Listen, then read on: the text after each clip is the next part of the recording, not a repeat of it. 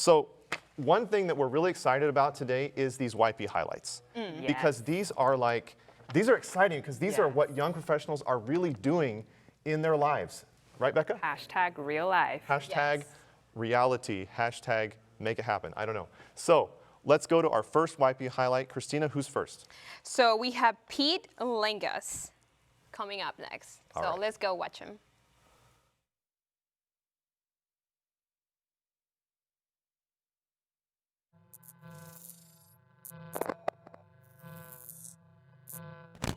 Hi ASI YP family, thank you so much for allowing me to highlight precision movement, the business here in San Bernardino, California. I'm a physical therapist, my name is Peter Lingas, and we have a full-on facility that includes sports rehab, sports performance, sports recovery. It's mainly built for the active person, so let's say someone is injured and they want to get a program for their specific problem. It's unlike any traditional physical therapy location. Typically, physical therapy exercises, for us, we do that plus we try to get people back to a higher level of performance. So yeah, stay tuned for the video here. It shows a little bit of the facility and just a little bit of highlights of what we do here. So imagine a world where you can run any distance, play any sport you want to play with, jump to any height you want to jump to, all without pain. That's the vision. My name is Dr. Peter Lingas. I have my doctor in physical therapy, and I am board certified in orthopedic rehabilitation and sports rehabilitation. I think if people buy into good movement, it will set them up for success for the rest of their careers. Whether they want to run a short distance or run a long distance, the mindset is very important. The camera systems that we have, they are made by a German company, and what they do is they can analyze your body angles. So we can put these markers on you, we can get you on a treadmill, let's say you're a runner, and we can measure your body angles, and as you're running your normal cadence, we can capture these movements, we can put it to slow motion, we can analyze it, and we can predict your risk for injury.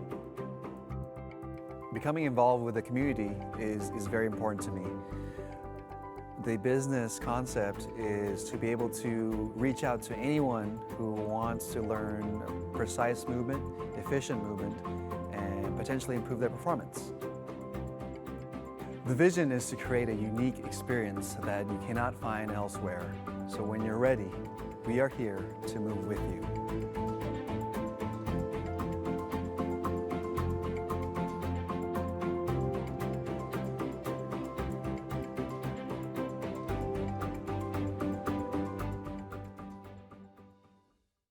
Ever since I was a little kid, I've always been interested in business, actually. So at the age of 10 or so, I started counting money. My dad was involved in businesses, and there's something about money or something about organization that I enjoyed.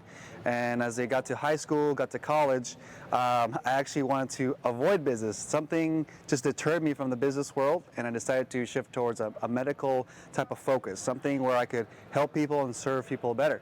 And it led me to physical therapy. I was the type of athlete that loved playing basketball. I never would stretch or do anything to take care of my own body, and I stumbled upon physical therapy. Thankfully, I was able to get into physical therapy school, learn more about the body, learn more about how the body's optimally supposed to move, and since then, I've actually tried all these exercises out myself, and I feel like moving better now than I was 10 years ago. So from that information, from the knowledge base that I've gained, now my mission is to empower active people to be able to get back to their level of function or even higher. I love it when people say, hey, I want to get back to this certain speed or this certain height, but I can't right now because of my pain problem or my limitation. And a lot of what we do is to try to identify those limitations, identify those barriers, and try to build steps to get them back to the highest level they can be. Obviously, there's a ceiling for most people, but we try to get as close as we can to that ceiling. That way we can really empower them to have and pick an activity that they really enjoy. So after graduating physical therapy school, I decided to specialize in certain aspects of physical therapy, more in the sports and orthopedic realm. And I had all this information in my head, and I didn't really know what to do with it. I could work for a hospital system or a private practice, and which I did, but I kept finding myself limited into what I wanted to do. I've always envisioned a place, somewhat of a sanctuary for active adults or active people to come into, that they can just feel excited to work out, excited to exercise, and excited to repair themselves.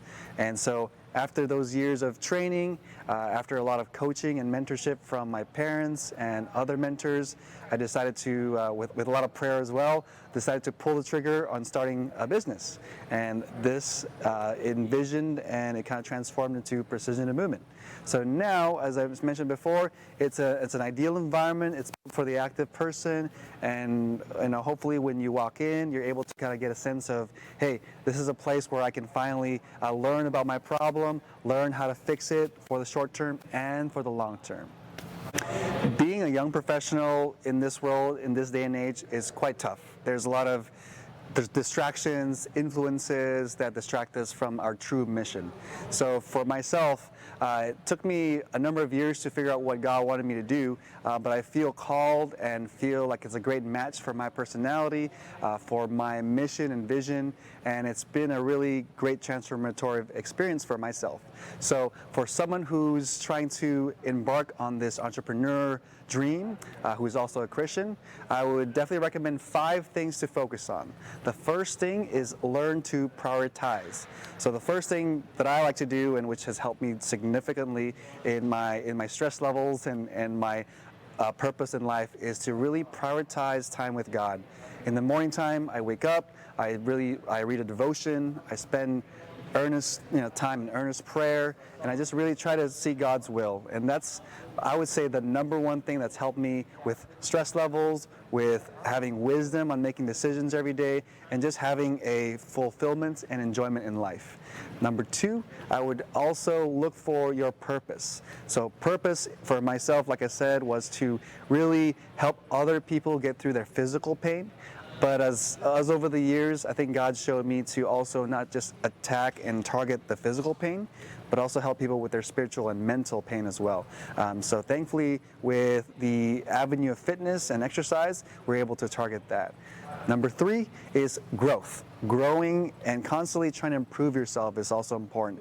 Having a growth mindset, that means believing that you are not a fixed person, meaning that you can always grow, meaning you have to also put your ego, beside, and just try to really see what God wants you to do, see what things you need to improve on, whether that be from your own schedule in your personal life, whether that be in your business, whether that be in the way you structure your day. Continue to grow, talk to other people as well to see how they've adapted their lifestyle to match that growth mindset. And so definitely focused on having a growth mindset. Number 4, I would definitely recommend networking. Networking is very important. We obviously don't know everything, and I myself don't know everything. So I'm excited when I get to go to events like ASI, YP, where I can talk to like-minded professionals just to pick their brains on, how to do a budget or how to grow your business. Just try to reach out to people who have that similar value system, that Christian value system, and they're hoping to grow and hoping to impact the world just as Jesus did. The last thing I would recommend is just trust. Trust in the process. You're most likely going to make mistakes, but what you do with that mistake is you learn from it, grow from it. And definitely, again, trust in God is important because He obviously has the ultimate answer. He has our ultimate plan for us. It's hard being someone who likes to have control, but try to trust God in His plan, and definitely try not to rely on your own strength. Definitely include God in your decision making. Trust that He's there to bless you abundantly, and and because of that, He will bless other people as well. So guys, thank you so much for watching. If you guys have any questions at all about entrepreneurship, about medical business, or anything of that nature, go and reach out to me. I'm happy to call, text, or email you back. Thank you so much. Have a good day.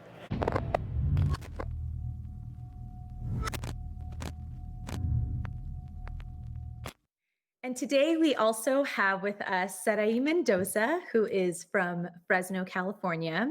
And today she's going to be sharing with us a really cool dream that she had that she sort of stumbled upon a few years ago. And so I don't want to give it all away, but Sarai, why don't you tell us a little bit more about yourself and your background, where you're from, and what you do? Yeah, I am a California native through and through. I grew up in Bakersfield, California, and I have been living in Fresno for the last 5 years. I've been teaching here upper elementary, and I just have a passion for mentoring and guiding young people. And so, with that being said, I will be pursuing my master's in school counseling. So yeah, that's a little bit about me in a nutshell. I am that dream that you were talking about. I am actually in the process of publishing a children's book. It's Wow. That's yeah. awesome. That is so great. So it seems obviously like you have a big heart for service and for ministry. You're a teacher, you really care about people. And now you're publishing a book, which is incredible. I know at some point in your experience, there was like a really pivotal time when you had like this awesome roommate that you had. She just changed your life. Can you tell us more about that? Just this girl on the screen right here that you see. No, just joking. But anyway, yeah, I'm sure I changed your life. Um, and you shared so much with me too. But I love this. I actually love that you actually ended up writing a children's book because I remember during one of my, when we were together, one of my moments in life, you gave me a children's book actually, and I still have it. It's like displayed in my room, and people that come in are like, "Why do you have a children's book there?" But it's so meaningful to me. But this is about your children's book. How did you decide to write one? And I obviously want to know more of the process that it took. But what was the inspiration for it? Yeah, so to be honest, Renella, I never planned to be a children's book author. There were a lot of dreams on my heart, but this just wasn't one of them. But I remember reaching just a really pivotal and vulnerable time in my life, and I was sitting on our apartment couch one day, and I just remember writing out this story. I didn't know at the time that it was going to become a children's book, Hmm. but it was a time in my life where a lot of things from my past resurfaced, a lot of things from my upbringing, what I was currently dealing with at the time. And so I began to write this story. And in this story, there was this little girl and her father who is a potter. And Hmm. the little girl who I saw, who I envisioned was 10-year-old Sarai. So it was kind of like writing a love letter or a book um, to kind of help this little girl who would later in life go through some of the things that I was going through, or yeah, some of the things that I was going through and healing from. Yeah. And so, yes, that was the inspiration. Wow. So you seeing, just seeing started myself. writing, and you just started writing and realized like, wow, this is actually like really good. Yeah, I started writing and I didn't know that it was going to be a book. And I guess the way I started to pursue this journey of actually writing or publishing it is I wrote the story, I edited it a little bit, and I kind of pitched it to my teaching colleagues. Mm. That was the kind of like the privilege of being with teachers that I was able to pitch it to them. And so I asked them to read over it. They read over it. They loved it. They talked about how tender of a story it was, how the metaphors and the imagery really made sense, Yeah. and how I was able to take this really broad idea and make it into a children's book or a children's story. So I Wow. think they really appreciated that. And one teacher even read it to her students without any illustrations, Oh, and she really appreciated how the kids were excited about it and understood it. And these were first graders. So, so from there, I really had the confidence to go forward in mhm. pursuing uh, formally to publish this book. Wow, that's so awesome. I love that. And so you showed your colleagues, and they were obviously excited about it. And you kind of probably had a little bit more confidence to move forward with actually publishing it. And, sometimes when we have these dreams and we set out to go accomplish them, we're like, oh, we're so full of excitement and vigor.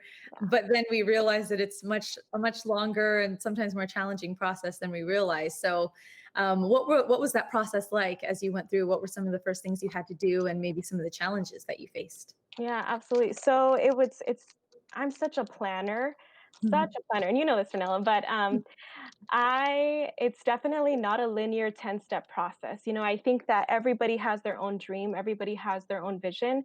But for me personally, it took a bit longer.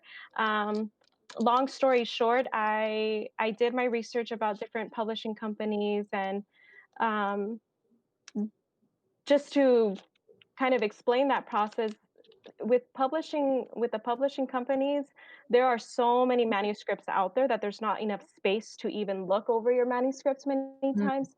Um, so submissions are closed, or you need a literary agent, which I'm a first wow. time author. There's no way I have a literary agent. The literary agent is Jesus and my angels.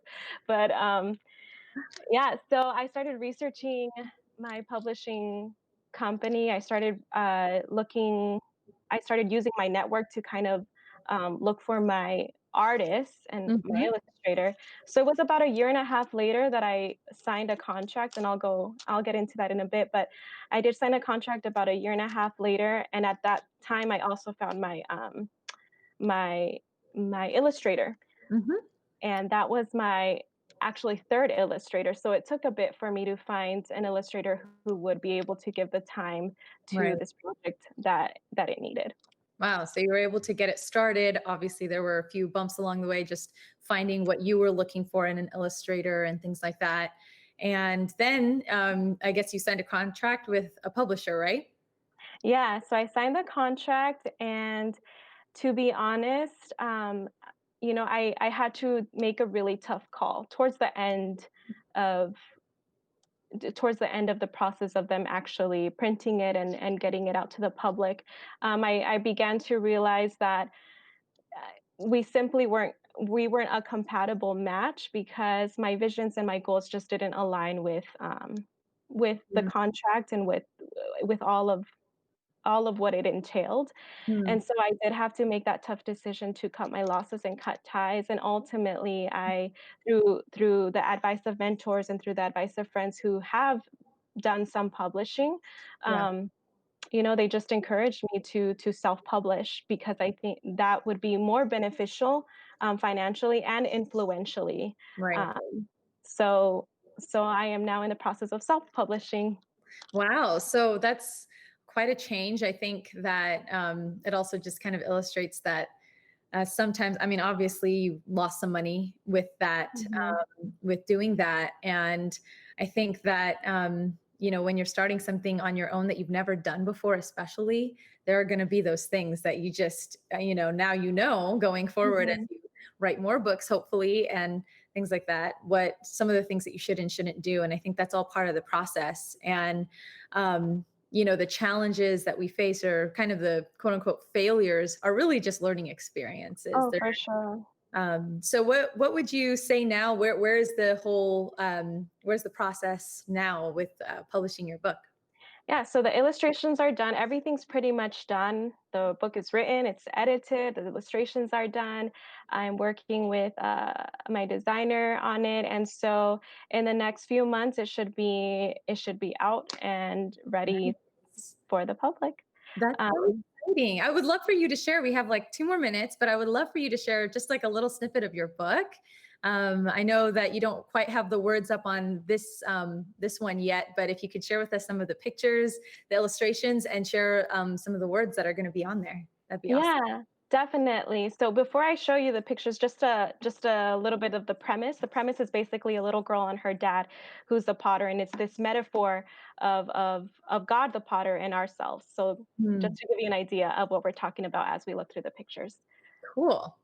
Yeah. So I think we're gonna pull up one of them. Yeah. Go ahead and share. Yeah, so I'm just gonna read it out loud since I don't have the text, but this Mhm. one is: the silly icky clay just won't be still. It won't stay centered and it flies off the spinning wheel. Now my pretty bowl is just a mess. Why won't it do what I want it to?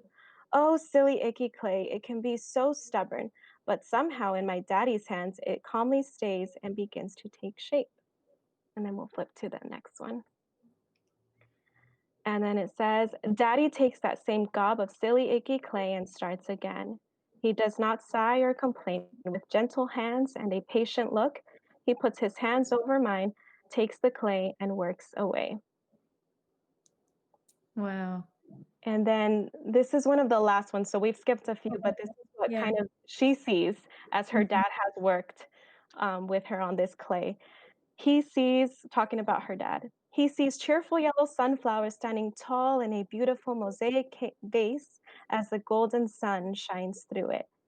So in the end, everything her hands couldn't do, everything her little hands created a silly, icky mess of it, or it just wouldn't stay still. Her father was able to see beyond that, and Mhm. that's the picture that you see in the previous picture that she's holding this sunflower in, and he created Wow. this beautiful vase out of her silly, icky mess. I So love that.